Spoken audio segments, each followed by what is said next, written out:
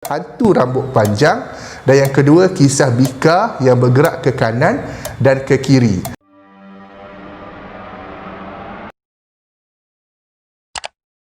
Hai, Assalamualaikum dan salam sejahtera.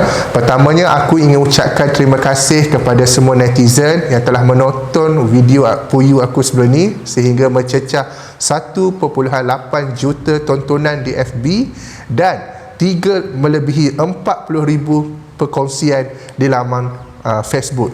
Terima kasih banyak-banyak. Jadi hari ini aku terpanggil untuk berkongsi dan memberi sedikit penjelasan kepada semua berkenaan isu. Apabila aku scroll komen-komen, banyak yang kata video ni syirik, ada unsur khurafat dan karut-marut semuanya. Pertamanya, video ini hanyalah aku buat berdasarkan teori pembacaan semata-mata. Jadi bila kita bercakap mengenai teori, dia boleh jadi betul, dia boleh jadi salah.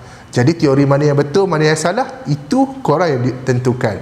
Yang keduanya, perkongsian aku mengenai ikan puyuh ini sebenarnya lebih untuk berkongsi kepada pengalaman saya dan juga pengalaman anda semua. Mungkin sama, mungkin tak sama.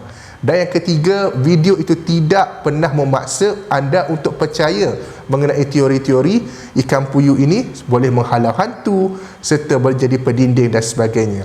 Bercakap mengenai pengalaman, hari ini aku ingin berkongsi dengan semua orang mengenai pengalaman peribadi aku sendiri mengenai ikan puyuh dan unsur-unsur mistik, paranormal dan sebagainya. Sebenarnya aku membuat kajian mengenai pembenahan ikan puyuh. Jadi semasa dalam proses tersebut, banyaklah perkara unik dan mistik yang aku jumpa, di mana aku akan ceritakan dua. Pertama, kisah hantu rambut panjang, dan yang kedua kisah bika yang bergerak ke kanan dan ke kiri.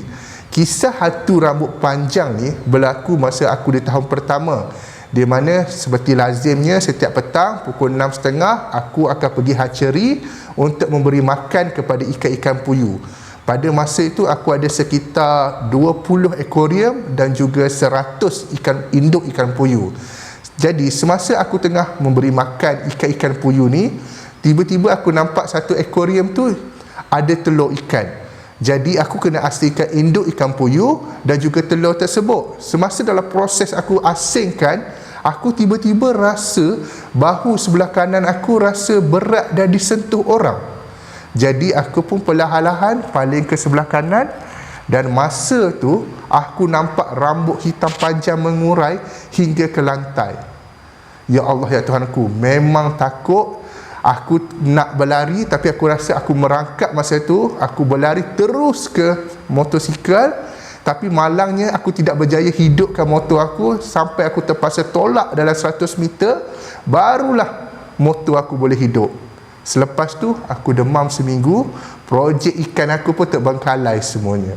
Itu pengalaman pertama. Sekarang pengalaman kedua aku semasa aku di tahun kedua, di mana aku melakukan kajian untuk melihat perkembangan anak benih ikan dalam tempoh 24 jam. So pada satu hari aku masuk makmal, aku observe telur ikan puyuh. So masa aku dalam makmal tu ada banyaklah induk ikan puyuh juga yang ada. So aku pun tengoklah telur ikan puyuh, dan dalam sekitar 3 pagi masa tu aku tengah sibuk, tiba-tiba aku nampak bika di hadapan meja aku bergerak ke kanan, bergerak ke kiri, ke kanan dan ke kiri. Jadi aku terus ke laptop aku terus buka bacaan ayat suci Al-Quran dekat YouTube. Selepas dalam 2-3 minit bika tu berhenti bergerak. Masa tu apa yang aku minta ialah apa pun yang gerakkan bika tu, dia tidak muncul. Dan Alhamdulillah bika tu berhenti, dan keadaan itu berterusan sampai ke subuh, dan aku berjaya menyiapkan kajian aku dalam tempoh yang ditetapkan. Dan yang paling penting, aku tak demam. Itu paling penting sekali. Jadi ini adalah kisah aku, pengalaman peribadi aku berkenaan ikan puyuh. Jadi berdasarkan kisah dan pengalaman aku ini sendiri, ia bertentangan dengan teori-teori aku kemukakan, iaitu ikan puyuh boleh menghalau hantu, bertindak sebagai pendinding. Boleh percaya ke ni? Jadi apa kisah anda dengan ikan puyuh? Boleh kongsikan bersama melalui komen di bawah. Terima kasih.